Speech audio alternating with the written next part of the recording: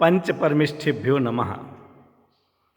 हम चर्चा कर रहे हैं कि अनुकूलताएं प्रतिकूलताएं आएं तो सहनशील रहें। हम चर्चा कर रहे हैं कि प्रतिकूलता आने पर भी हम अंधविश्वासों में न उलझ जाएं कि यहाँ का धागा बांधने से हमारी फैक्ट्री अच्छी चल जाएगी, यहाँ का भभूत लगाने से, इनका अगरबत्ती लगाने से, नींबू मिर्ची टांगने से, यहाँ पर घोड़े की नाल दरवाजे पर लगा दो तो घर में समृद्धि समृद्धि रहेगी। हम इन अंधविश्वासों में ना उलझें। हम किसी भी परमात्मा की पूजन इसलिए ना करें कि इन परमात्मा से मेरी राशि मेल खाती है तो ये मेरे व्यापार बढ़ाने में, मेरा रोग सुधारने में कारण बनेंगे। हमारे 24 ही तीर्थंकर परमात्मा, 5 ही परमेष्ठी रोग निवारक हैं। ये 5 ही परमेष्ठी रोग निवारक हैं। इनकी आराधना करने से बीमारियां दूर होती हैं, सब बीमारियां दूर होती हैं। लेकिन हम आत्मा हैं तो आत्मा की बीमारी दूर होती है। हम आत्मा हैं और शरीर की बीमारी दूर करने के चक्कर में रहते हैं। किडनी सही हो जाए, हार्ट सही हो जाए, ब्लड प्रेशर सही हो जाए, शुगर सही हो जाए। अरे शुगर हमारी बीमारी है क्या? ये कैंसर हमारी बीमारी है क्या? ये किडनी मेरी बीमारी है क्या? घुटना दर्द होना ये जीव की बीमारी है? जीव के घुटना है ही नहीं। घुटने में एकत्व बुद्धि है, इसलिए लगता है कि घुटना का दर्द मेरा दर्द है। घुटना यहीं रह जाएगा, चाहे आप उसमें 2.5 लाख का ऑपरेशन करा के, 4 लाख का ऑपरेशन करा के उसको नया करा लेना, वो नया का नया भी यहीं रह जाएगा। ये जितना हमारा उसके प्रति राग है उतना दुख दर्द होता है, वो राग के कारण से दुख होता है। हमारी बीमारी तो मोह है, हमारी बीमारी कषायें हैं, हमारी बीमारी जन्म जरा मृत्यु है, हमारी बीमारी क्षुधा रोग है। इन बीमारियों का इलाज इन पंच परमेष्ठियों की आराधना से होता है। आप कीजिए तो आराधना। क्यों? उनके भी स्वयं ये सब दूर हुए हैं। जिनके स्वयं क्षुधा रोग दूर हुआ है वो क्षुधा रोग में दूर करने में कारण बनेंगे। वो आकर के इंजेक्शन नहीं लगा जाएंगे, लेकिन उनको देखेंगे, उनके स्वरूप का विचार करेंगे तो हमें ख्याल में आएगा कि उन्होंने अपने जन्म मरण का अभाव किस रीति से किया है। विचार करेंगे, भगवान की क्षमा देख करके हमको लगता है कि आखिर इनके कैसे क्षमा आ गई। एक भजन में पंक्ति कही है, था कि उत्तम क्षमा पे जी अचंभो माने आवे, किस विधि कीने कर्म चकचूर। आपने कर्मों को कैसे चकचूर कर दिया, मुझे तो बड़ा आश्चर्य होता है। आपके हाथ में हथियार नहीं है, आपके चेहरे पे गुस्सा नहीं है, किसी को मारने का भाव नहीं है, किसी को भगाने का भाव नहीं है, किसी को बुलाने का भाव नहीं है। ये आपकी वीतराग मुद्रा, परम शांत मुद्रा, इस परम शांत मुद्रा को देख के, हाथ पर हाथ रखे देख के बड़ा आश्चर्य होता है कि आपको इतनी क्षमा कैसे आ गई, आपके कर्मों का नाश कैसे हो गया। परोन्मुखी वृत्ति से कर्मों का आश्रव बंद होता है।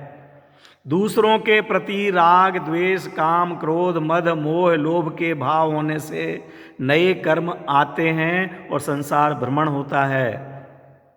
दूसरों पर से दृष्टि उठाकर अपने पर दृष्टि लगाने से, अपने आत्म स्वभाव को जानने से, अपने में रमण करने से कर्मों का अभाव होता है। ये विधि है।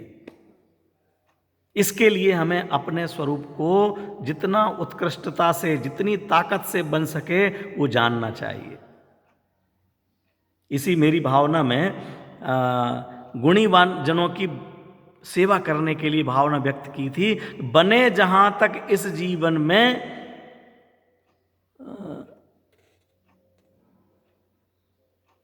पंक्ति भूल रहा हूं, हाँ, बने जहां तक उनकी सेवा करके यह मन सुख पावे।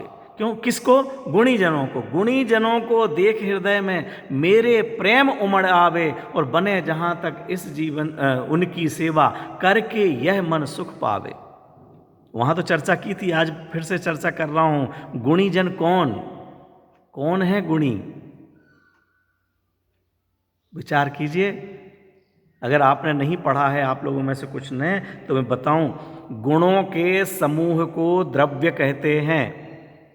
फिर से, गुणों के समूह को द्रव्य कहते हैं। गुणों के समूह, अनंत गुणों के भंडार को द्रव्य कहते हैं।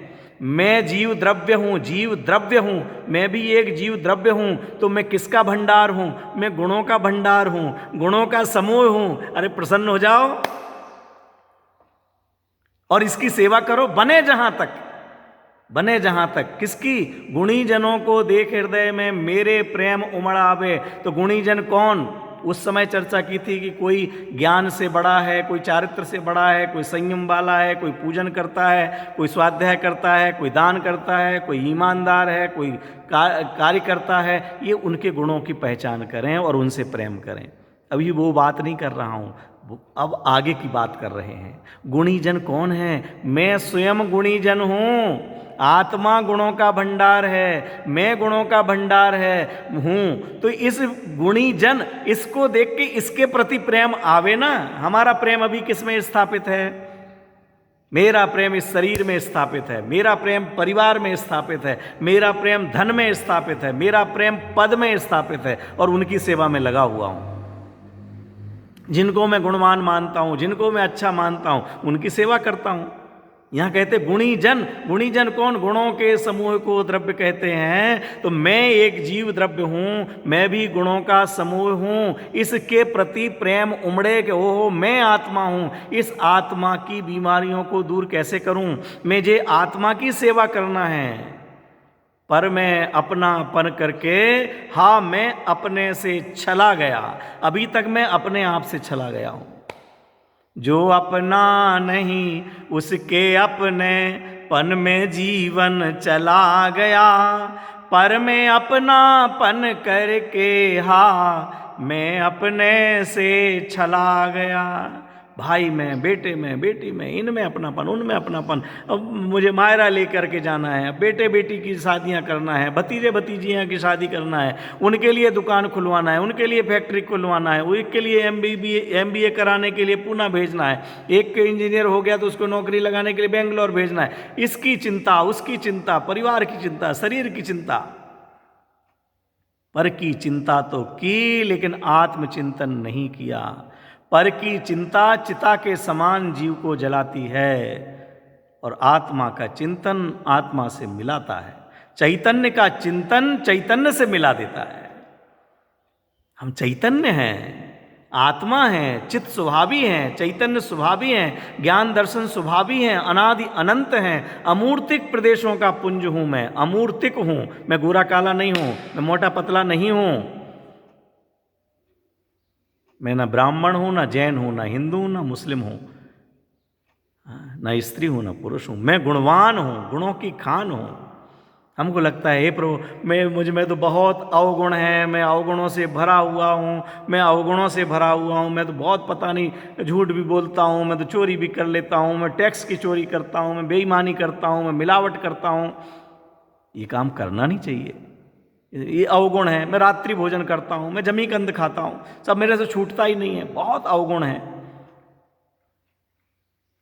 सबसे बड़ा अवगुण यह है क्या कि मैं अनंत गुणों का भंडार हूं, लेकिन अपने आप को दीनहीन पामर मानता हूं।